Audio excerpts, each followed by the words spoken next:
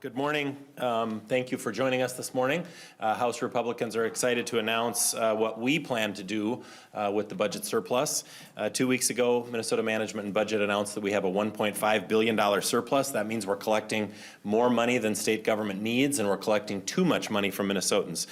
Senate Republicans brought forward their tax plan to give $1 billion back, and we're here to roll out our tax priorities and show that Republicans are united in our push for significant tax relief for Minnesota families. Our challenge to Democrats, both to Governor Walz and Democrat leaders in the House, is we want to see your tax plan. We want to see how much tax relief you plan to give back to Minnesotans out of the $1.5 billion. So at this point, I'll turn it over to Representative Davids, who is our lead on our tax committee, to go through the details of our tax plan.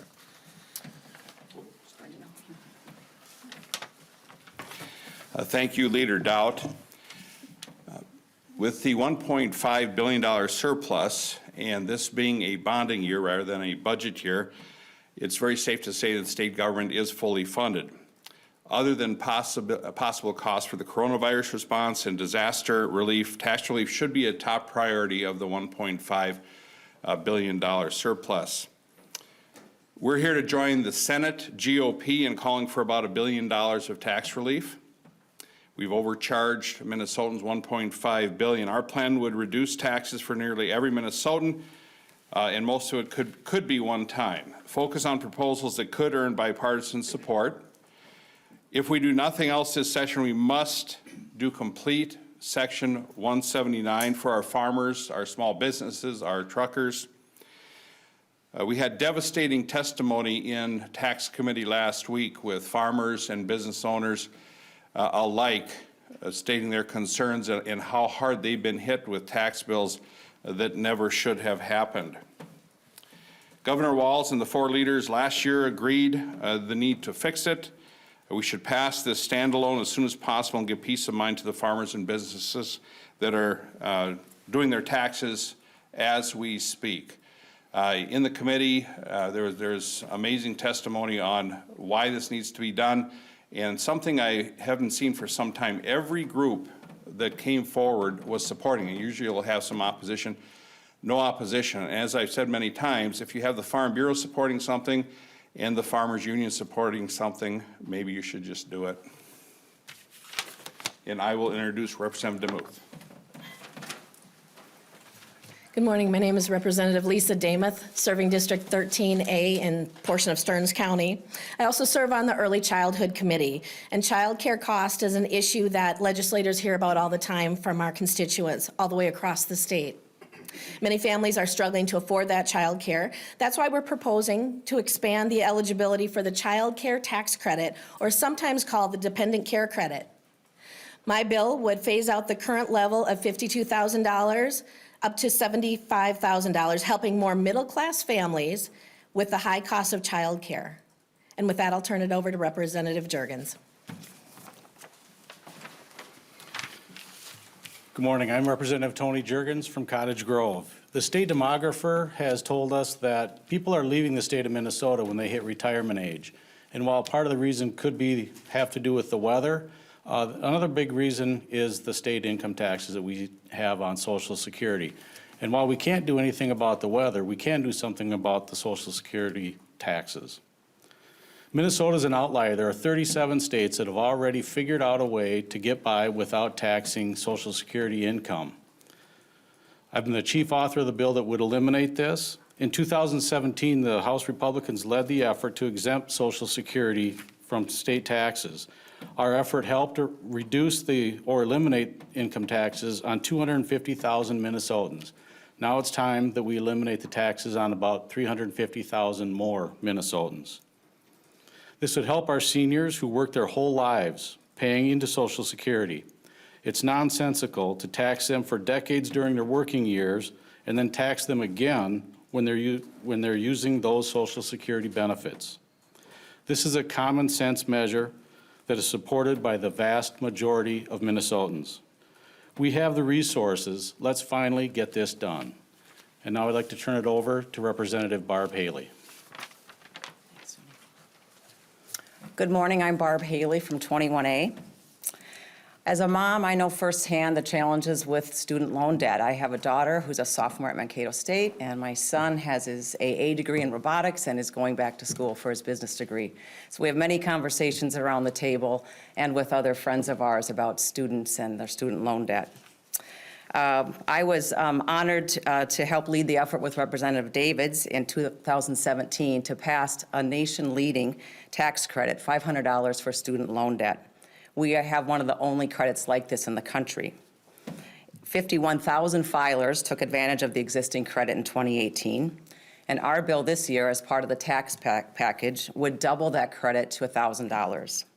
It's a popular program. It certainly can be done on a one-time basis with our $1.5 billion surplus, and it would give help to those graduates who are responsibly paying back their student loan debt. And with that, I'll turn it over to Representative Neu. Thank you. I'm Representative Anne Neu from District 32B. To the final pieces of our tax plan, the final two things would cut taxes for most Minnesota filers, and they would also address property taxes. We're proposing $50 million for school equalization aid that would result in direct property tax relief for thousands of Minnesotans in school districts across the state. This is another bill that could be done on a one-time basis. Our bill also would increase the personal exemption by $1,300, and this is something that every Minnesota who earns an income can take advantage of. In total, we are bringing forward $1 billion in tax relief, and these are not partisan propositions. They could earn wide bipartisan support in the House and the Senate. House and Senate GOP have been clear that we would like about $1 billion in tax relief. Now it's time to hear from the governor and the House DFL where they stand. How much tax relief do they support for Minnesota families? And I hope they will let us know, and with that, we'll open it up for questions. What surplus? What if coronavirus affects the economy to such a degree that that forecast we got 2 weeks ago is worthless in a month? You know, we have a $1.5 billion surplus. I think, you know, we have already some pessimism built into our forecasts, so we feel pretty confident that these numbers are what they're saying they are. We have a very competent you know, people who are dealing with the coronavirus and responding to that. You've seen that already in the responses to the couple of cases that we've had in Minnesota. I think it's important not to blow that out of proportion, but today we want to focus on making sure that Minnesotans get their money back. State government has collected too much money from Minnesotans, and we think it's most important, especially at a time when there might be some uncertainty in the economy, to put some money back in people's pocket always spurs economic growth. And we think these are exactly the sorts of things that will do that. And actually, we think that this tax plan would result in growing of the economy and resulting in increased revenue to the state of Minnesota. And that's what we've seen in the past. Basically, this surplus that we have is a result of the tax cuts that we did a few years ago. So that economic growth has been steady since that point. Other questions? For the child care tax credit, do you guys see that as kind of reaching out a hand to Democrats on their pre-K proposal? Is that kind of a middle ground, you think? You know, we think they're two separate things. We certainly support the early education scholarships that the Democrats are kind of joining us on. That was our position back in 2015 and in 2017. We fought Governor Dayton on that. He was dead against doing those things. Our caucus has always supported those early education scholarships. We always support giving parents choice in their education opportunities. But we see these as two different things. We think that giving folks a child care tax credit when folks are spending a lot of their family budgets keeping their kids in child care so that the parents can work, we think that's a really important thing and would be a big boost to family economies. David's question, are you going to give us some numbers, or I thought your 179 was around 200 million, is that correct? It's around 240 million we're looking at on the 179. And the Social Security I thought was maybe 450? 435 we have. Yeah. And are you concerned at all about the tails on this proposal? And Well, some of the issues that we've addressed here today are one-time spending. For example, the one that I think has the most bipartisan support, Section 179, the tails really go down after the first year. So that there are some costs, but very, very minimal. The big amount would be this year.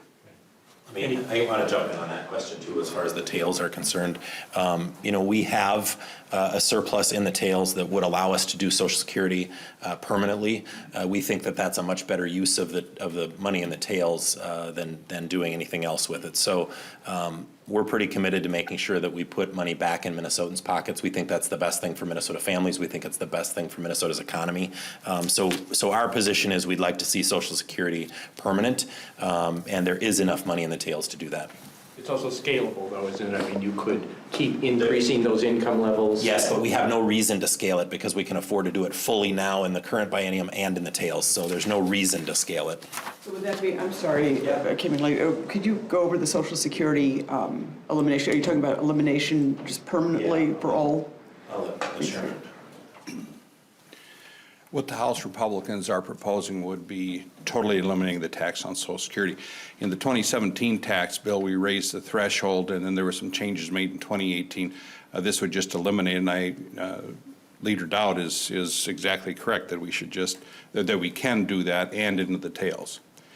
But another, like I said, another big part of this, of the Section 179, that's mainly one time. There are some tails on that also.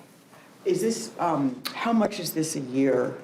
How much revenue is Minnesota currently collecting from Social Security taxes? And can we afford this going forward? Because I think that's one of the arguments from you're hearing from the other side. Our numbers work quite well on that. It's for this year, it's $435 million. And you think, I mean, their markets are crashing and who knows what's going to happen. But you think this is the right thing to do? Just remember, I absolutely think it's the right thing to do, but just remember when the markets crash, they come back, as a rule. Go ahead. Thank you, Leader Daudt and Chair Davids and members for the comments you've made. I'd like to also opine on the question regarding Social Security and with regard to the tails. I want to remind everybody that back in 2014, Republicans led the effort to make sure that any projected budget surplus in the November forecast would be transferred to the state budget reserve account.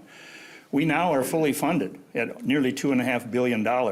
So any of the surpluses going forward right now means that we won't be taking any of that money and putting it aside for budget reserves. So we certainly do have room to do that.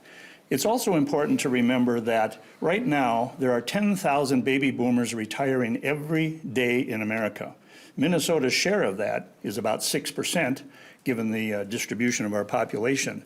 And if we do nothing about it, we're going to see $3 billion of additional Social Security being taxed, new money from the federal government each and every year for the next 6 years. So there's room to do this, and we should be doing it now. Thank you. And will you be supporting this $21 million coronavirus appropriation that should come over today? Yeah, I think we have not been informed as to what the plan is in the House yet. I understand that the Speaker made some comments this morning that it potentially could come up in the House today.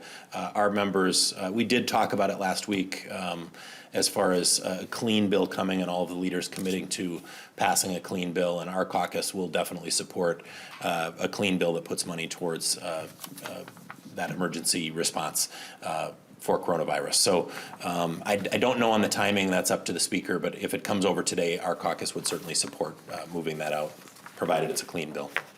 And we expect that it will be. They made a commitment to us that it would be. Today, or? We're open to it. I don't know that, I know that this coronavirus, we have a second case now in Minnesota over the weekend, and this is kind of eating the news cycle, probably more than it should, but but that's fine. And if Minnesotans are concerned about it, we have an obligation to respond. I don't think that we are completely out of money in those emergency relief funds as of now, but we need to replenish them and make sure that people are confident that we've got the funds we need to respond. But I'm confident that the state has been responding in an adequate way, and will continue to do so. How much support is there for tax relief, do you think, amongst your constituents, and specifically the Social Security piece? Because it sounds like that's your top priority. I'll say the Social Security is the one that we hear the most about. I get emails on it multiple times daily. Other members have commented to me just this morning that they're getting them as well. Literally daily, I get emails on exempting Social Security from income tax. We're one of 13 states that still does that. We think it's antiquated. We also, because of the fact that we're a northern state with cold climate in the winter, we tend to have a lot of snowbirds who retire in the South in the winter. And we think it's time that we stop paying people to retire in the South. Let's give them an advantage to stay here in Minnesota and keep their residency here in Minnesota. They can still retire in the South, but we want them to be here as residents and paying taxes here in the state of Minnesota. And what's the percentage that is paying, the percentage of people that are paying? Is it that 50+%? There's been a lot of, the speaker once said that the vast majority is not paying or whatever. I mean, I don't know if you have that data on percentage. We can get it for you, Esme. I don't. 350,000 people is what I'm being told. We can get you that data exactly, Esme. I don't have it right at my fingertips. So. Anything else? Thanks, guys. Very good. Thank you. Thank you.